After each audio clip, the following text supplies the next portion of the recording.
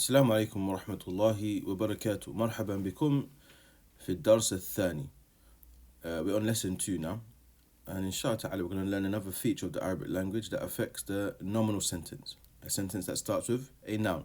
And a sentence that starts with a noun, as we know, is made up of a mubtada and a khabar, which I'll illustrate again shortly, inshallah.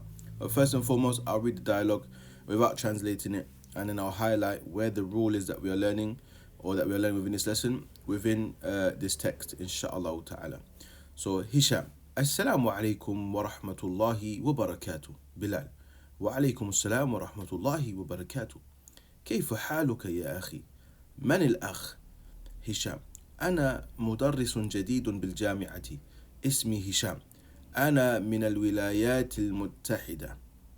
بلال: أهلا وسهلا ومرحبا بك يا أخي، أنا مسرور بلقائك. أنا زميلك، اسمي بلال بن حامد.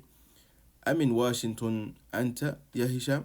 هشام: لا، أنا لست من واشنطن، إني من نيويورك. بلال: أمسلم أبوك يا هاشم؟ يا هشام؟ أمسلم أبوك يا هشام؟ هشام: لا، هو ليس بمسلم، هو ليس بمسلم. بلال: وأمك أمسلمة هي؟ هشام: لا، هي ليست بمسلمة. بلال: ألك أبناء يا هشام؟ هشام: نعم، لي 6 أبناء، لي 6 أبناء. بلال: أطلاب هم؟ هشام: لا، هم ليسوا بطلاب، إن بعضهم تجار وبعضهم مهندسون. بلال: ألك بنات؟ هشام: نعم، لي 5 بنات. بلال: أمتزوجات هن؟ هشام: لا، هن لسن بمتزوجات، إنهن صغار، بعضهن في المدرسة الابتدائية وبعضهن في المدرسة المتوسطة. بلال: ألك إخوة؟ هشام: لا، ليس لي إخوة، إن لي 3 أخوات. بلال: أمسلمات هن؟ هشام: نعم، هن مسلمات والحمد لله. So within this lesson, we learn the following. The usage of laysa. Okay, laysa. Also, we learn when you say the khabar before the mubtada, which is here. In this sentence here. Okay, but as for laysa, the usage of laysa, we start to learn from here, here, here, laysu. All the example when laysa is being used, lasna bimutazawijat, laysa li ikhwatun. Okay. So what is the usage of laysa in the Arabic language? Laysa, we use laysa to negate the nominal sentence. Here in this dialogue, they showed you laysa when we're negating something, as in what I am, because lestu min Washington, for example, in this sentence here, lestu min Washington, that means I am not from. Lestu ana, lestu. When we conjugate the verb for ana, lestu min Washington, I'm not from Washington. Okay, but here laysa bi muslimin, huwa laysa bi muslimin, huwa, he is, laysa we're going to translate as not, bi muslimin, a Muslim. But the way they taught you this, they said use laysa plus B, plus B.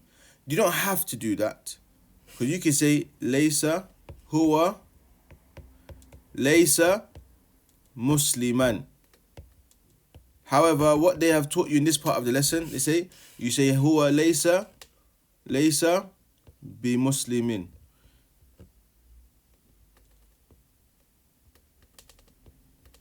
Huwa laysa bi muslimin.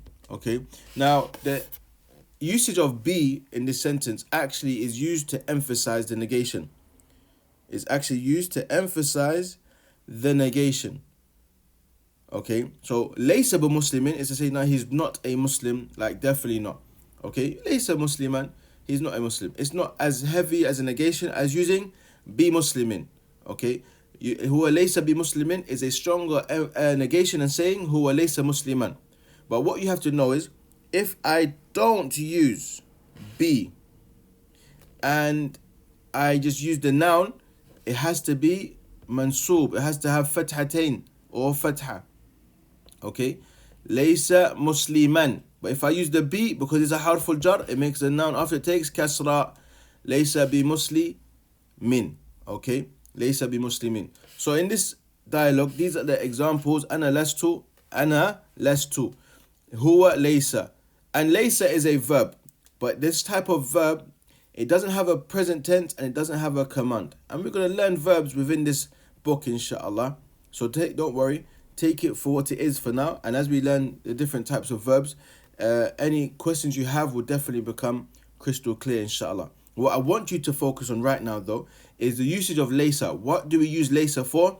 Laysa is used to negate a sentence. It's to negate the khabar. So the subject is whatever the subject is. Ana lastu, I am not. Okay, now you're going to negate the khabar from me. Ana lastu taliban, or lastu bi talibin. Okay, I'm not a student. Bal, rather, ana mudarrisun, I'm a teacher. Something like this. Okay, this is why we use laysa, to negate the khabar, the information, inshallah ta'ala. And we're going to see it as we go through this lesson, bi'idhnillahi ta'ala. So, alhamdulillah, the first exercise number 1. Exercise number 1 right here. Ajib anil as'ilat al-atiya. We should know what that means by now. Answer the following questions, okay? So when you're answering these questions, it's generally going to be from the dialogue that we just read.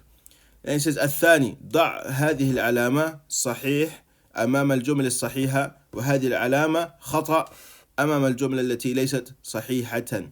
Okay, so place the tick in front of the sentences that are correct and a cross sign of خطأ أمام الجملة التي ليست صحيحة أو ليست بصحيحة. You can say both ways that are not correct. Okay, then it says تأمل ما يلي.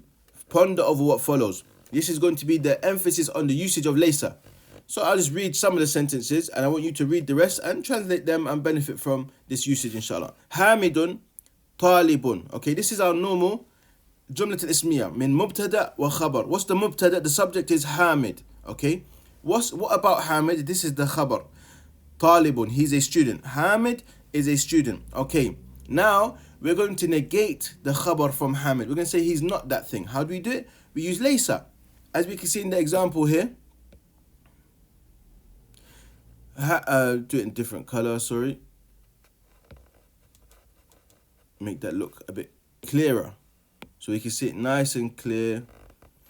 Hamidun laysa bi talibin.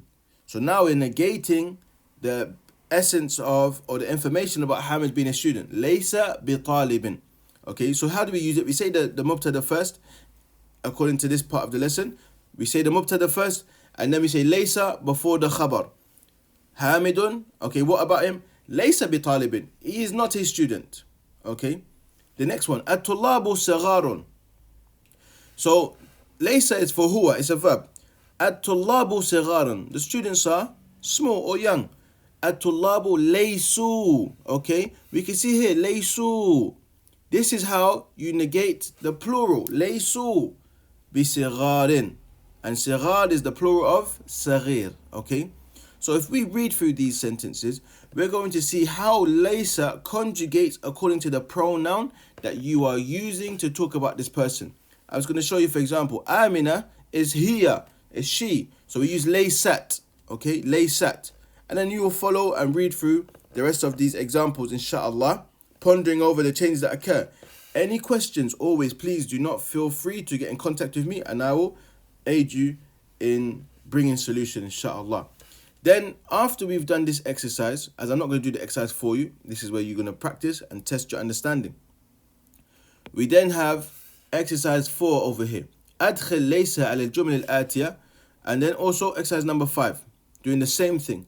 ثم اقرأ المثالين ثم أدخل ليس على الجمل الآتية. So these sentences, you need to, after reading this, pondering over these sentences of usage of laysa, you need to now use laysa in these sentences. Add laysa to these sentences. Okay, following the same pattern. add ليس to these sentences. Exercise number 5. اقرأ المثالين ثم أدخل ليس على الجمل الآتية. Read the following examples. هو تاجر هو ليس بتاجر هو من اليابان هو ليس من اليابان. Following these examples, you're going to also add ليس to the following sentences, inshallah ta'ala. And this is continued up until exercise, sentence 11 up to here, inshallah. Number 6, أجب عن الأسئلة الآتية بالنفي مستعملا ليس. So that literally means answer the following questions with negation using ليس. So now, okay, what they do, when we're asking a question, we say the khabar before the actual mubtada. So amuhandisun abuka. So abuka muhandisun, that's the original sentence order. But when we're asking a question, we can say the information first before the actual subject, as is done here. Because we're not talking about your father mainly. We're talking about what he does. We want to confirm if this is his job or not. So this is like the most important information, not who it is. We already know who it is, okay? So when we say amuhandisun abuka, I'm just going to do the first one for you as an example. Amuhandisun abuka, we say la. Laysa abi laysa bimuhandisin. La abi laysa bimuhandisin. Like this, okay? Amuhandisun abuka, is your father an engineer? La, no. Abi laysa bimuhandisin. My father is not a muhandis. Like this, inshallah. And you're going to do that to the rest of the sentences, inshallah ta'ala, applying the same usage that we would have pondered over in the previous exercise, previous pages, how to add laysa to the sentence. السابع, here number 7. يوجه المدرس إلى كل من الطلاب أسئلة يكون جوابها بالنفي ويرد عليه الطلاب مستقبلا لست. I'm in America أنت. So you're going to answer these questions for yourself, because if you're in a classroom, basically your teacher will point to you and say, I'm in America أنت. Are you from America? And you're going to say لست من أمريكا هكذا, inshallah. So answer these questions also yourself, inshallah, as if we're talking to you about you, okay? Then we have exercise number 8. اقرأ المثال ثم أدخل إن على الجمل الآتية. It says read the example, which is these two sentences here. Read the example and then add inna to the rest of these sentences, okay? Now, this is important for us to pay attention to, because look, it says li thalathu akhawatin. The asl of this sentence, asluhu, the original way of the sentence is said is thalathu akhawatin li, okay? Because the subject of the sentence is thalathu akhawatin. This is the original subject of the sentence, li. So 3 sisters belong to me. Thalathu akhawatin li. 3 sisters belong to me. Okay, so this is another feature of the language. When we have the prepositional phrase, this is lam for li plus ana for myself. Then that becomes li. I belongs to me. I have. Okay, so when we have this kind of sentence, we are allowed to mention this before the mubtada, before the subject of the sentence. We say li thalathu akhawatin. I have 3 sisters. And what is important to know, because when we say li thalathu akhawatin, when we add inna, remember inna from last lesson, it makes the subject, the mubtada, take fatha. Inna li thalatha, because it comes after li, it still is affected by inna, because that's the original subject, okay? So this is just a difference of word order that's permissible. That is a common change of word order when we have this type of sentence. So you would have to remember this. So I'm going to just help with the first example, where it says fil fasli khamsatu tullabin jududin. You're going to say inna fil fasli khamsata tullabin jududin. So you're going to affect the khamsa, because that is the mubtada, that is the subject of the sentence. The original sentence, inna khamsata tullabin jududin fil fasli. But when we have this kind of sentence, we are allowed to mention the prepositional phrase here, fil fasli, before, which is actually the khabar, the information in this sentence, before the actual subject who we're talking about, okay? The subject that we're talking about. So apply that same rule in understanding to the next 5 more sentences, inshallah ta'ala. And then we have al-kalimat al-jadida, al-kalimat al-jadidatu, the new words, okay? But just to show you something, inshallah ta'ala, just as a revisit of what we have covered so far, just so it can be a bit more clearer, okay? Because so far we have started to look at those things that affect the nominal sentence, okay? Those things that affect the nominal sentence. And we have 2 main things here, okay? So we have learnt inna, and now we have learnt laysa, okay? Laysa is a verb, but it's only past tense. It doesn't have a command, nor does it have a present tense verb. And it's used for negation. It means it is not, okay? And inna is just a particle of emphasis, and it makes whatever comes after it take fatha. But if we have put this aside in a box here, our sentence is, for example, Hamidun Talibun, okay? Hamid is a student. This is our sentence that we're going to observe. And look at the changes that occur. One with inna. So now we do inna. And this we're going to become inna Hamidun. Oh, sorry, inna Hamidan. Inna Hamidan. Inna Hamidan. Because inna makes the subject take fatha. Inna Hamidan Talibun. And this doesn't change. Okay, this is not affected. Now, when we have laysa, this becomes Hamidun, according to what we are learning in this lesson. Hamidun laysa. Laysa bi talibin.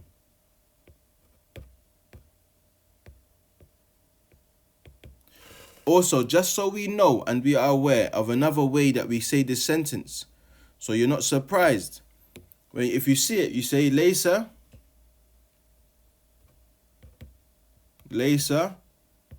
Hamidun Taliban. Okay? But the only thing you need to pay attention to, if I use be, the preposition here, then it's going to be talibin, because it's harful jar, as we learned in Medina Book 1, Lesson 4. Okay? It makes the noun that comes after it take kasra. But these are the 2 ways we use laysa. Laysa Hamidun Taliban. Or we can say Hamidun as well. Laysa Taliban. So these are all the possibilities, okay?